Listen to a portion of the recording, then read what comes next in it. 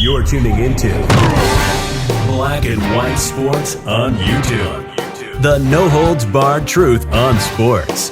The main event starts now. I'm back. Rodrance for Black and White Sports. We're going to talk about the Marxist NBA of China. And now, the woke leftist media is starting to come after the NBA.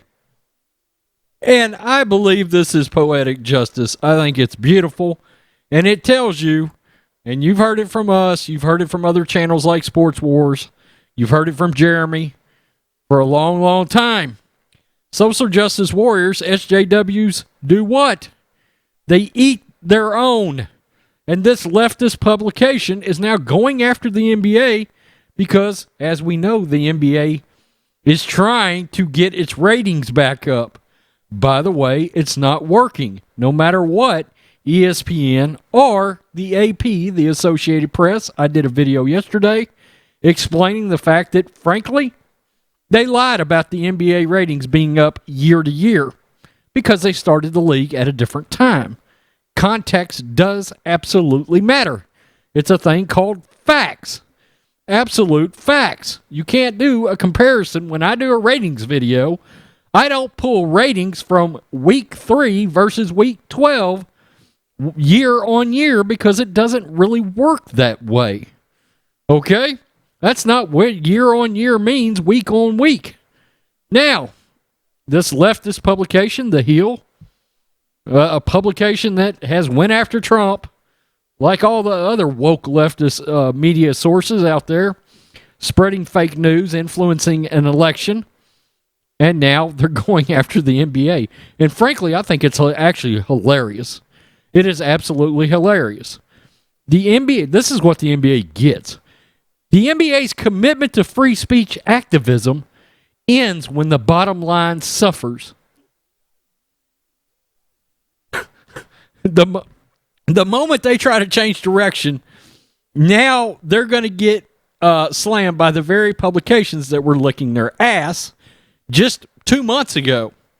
Fox News channel's commentator Laura Ingram took flack from outrage corner of social media 3 years ago when she told NBA players LeBron James and Kevin Durant to shut up and dribble. What's wrong with that? Ingram's admonishment came in response to James and Durant going online and giving political commentary she didn't like. Backlash against Ingram focused on athletes that should be able to speak freely as they choose. Well, the thing about it is we're looking for them to keep politics out of sports completely. That's the point, whether it's pro-right or pro-left. Now, however, people want to tune in to watch a goddamn game, okay? Now, however, the NBA hierarchy is taking a page out of Ingram's playbook. The NBA has backtracked on the activist messaging it supported just last summer when the NBA courts and players' jerseys displayed social justice slogans. The expression, quote, Black Lives Matter is no longer painted boldly on the court. Players no longer display slogans such as say their names, I can't breathe, or how many more on their jerseys. Essentially, the NBA wants players to, again, just be quiet and play basketball. The cultural referees are apparently okay, in caps, with this stifling.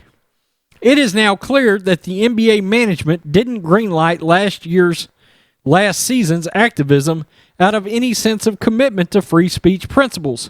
We'll talk about that in a minute. The NBA was merely responding to public pressure. Public pressure from who? Public pressure to do something in response to social unrest of that time. Horseshit. It was media pressure. It was leftist pressure. It wasn't public pressure. It wasn't sports fans pressure. No, it was not. It wanted the expected image building that would occupy public displays of ideology. Then the television ratings for games hit the skids. Okay, so we actually have a leftist publication acknowledging the NBA ratings took a dump. The NBA's finals was a ratings thud, even though the league's highest profile player and highest profile team, the Lakers, were winning the title. You know, that's something we haven't really talked about is the fact that, can you imagine how bad the ratings would have been if you would have took the left coast out of those NBA ratings? They dropped 70% anyway. It's something to think about. Suddenly, the NBA brass surmised that politically and culturally charged basketball just isn't as watchable to the average fan as good old basketball itself. NBA Commissioner Adam Silver said in an interview at the start of the season that the league is still completely committed to standing for social justice and racial equality. We'll get to that too. He went on to acknowledge, however, that forcing social justice activism into sports arenas had diminished fan support. I understand those people are saying, I'm on your side, but I just want to watch a basketball game.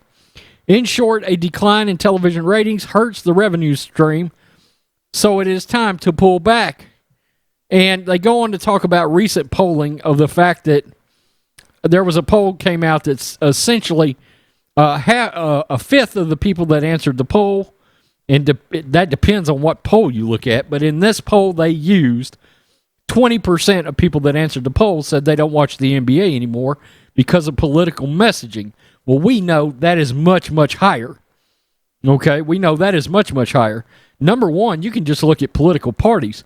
The demographics for who watches basketball, 26% of those demographics were Republicans. Well, fuck Republicans, we're all out. We are all out on the NBA. I think this is hilarious. This is hilarious. Number one, you got a leftist publication basically just saying NBA should just continue to drive the train into a cliff. You know, just keep doing the Wile E. Coyote move, the Acme blow our league up move. No matter how bad the ratings get, you should never back off your political messaging. I mean, it's unbelievable that number one, that sports leagues would have embraced this kind of shit to begin with. But the fact that media publications literally don't give a shit if businesses want to make any money anymore. That's utterly ridiculous too. Now, and of course, we can talk about. You remember Adam Silver giving the interview where he was like, "Oh, we're backing off of it," and it looked like he hadn't slept in 2 weeks and had drank 2/5 of Jim Beam. He looked terrible. It's because he knew he ruined his league letting this happen. Now, they were talking about the NBA's commitment to social justice. No, what happened was Adam Silver got backed into a corner because he let it happen, got backed into a corner by LeBron James and the other league stars.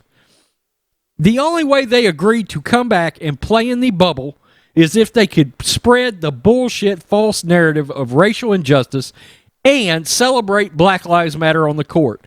That's the only reason the players agreed to come back. And Adam Silver is too big of a coochie to push back against league stars and say, no, it's the owner's league. It's my league. You guys are playing in the league for said salary. He didn't do that. He didn't have the balls to do that. Okay? They literally said, the players, we're not going to play if you won't celebrate Marxism. That's why the league came back, because they got pushed into a wall and the players agreed only if they could talk shit about the police and all the other crap that we didn't want to hear. And I think this is hilarious because Adam Silver in the NBA bent that good old knee to all these social justice warriors, all these leftists, all the media, and the moment they try to back off, the media starts eating them alive. That is what you get for this utter nonsense you agreed to get involved with. Far as them backing off to get their business back, fucking forget it. We're never coming back to the NBA. The NBA is the one sport that is forever changed no matter what. The only time you will see moderates and conservatives come back to basketball is when a new league is created. A new league could start right now, not put any political messaging in, and draw in players that agree to stand for the national anthem, support our military and our police force, and uphold patriotic values, and guess what? That league would be successful. It would. It would. Because we believe that it should be the logo, and it should be the jerseys of the teams more than the damn stars that should have the power in your league and should promote your league. But the NBA is chicken shit and scared of people like LeBron James. Well, congratulations, NBA. You shielded LeBron James and you destroyed your league. Yeah. So there you have it. I think it is hilarious. I love the fact that now the media is going after the NBA because they've decided they want to try to get their business back. Look, we're not coming back. You could have bent the knee to Black Lives Matter forever now. You might as well keep bending it to China. Everybody is out. On this side of the coin, everybody is out permanently on the NBA. Those ratings aren't coming back, no matter how you try to spin it. Peace, I'm out. Till next time. Thanks for watching the show. Be sure to like, comment, and subscribe. Be sure to tune in next time on Black and White Sports.